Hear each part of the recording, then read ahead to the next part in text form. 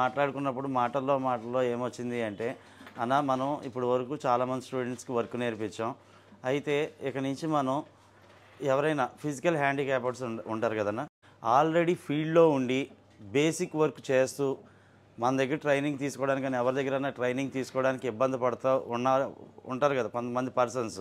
Only legs పని చేయలేని వాళ్ళన్నా తప్పుగా కాదు, మనదంటే కూర్చొని వర్క్ చేసుకునేదే.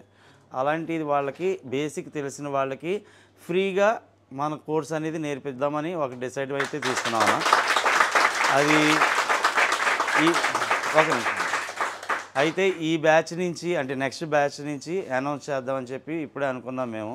అంటే ప్రతి బ్యాచ్లో కూడా నెక్స్ట్ బ్యాచ్ నుంచి స్టార్ట్ అయ్యేది ప్రతి బ్యాచ్కి ఒకరిని హ్యాండిక్యాప్డ్ అంటే లెగ్స్ కొంచెం ఇబ్బంది అయిన వాళ్ళకి మాత్రమే, అంటే హ్యాండ్స్ అన్నీ బాగానే ఉండి అవి అంతా కనిపించాలి, బేసిక్ తెలిసి ఉండాలి, అలాంటి వాళ్ళకి ఫ్రీగా నేర్పిద్దామని డిసైడ్ అయ్యామన్నా.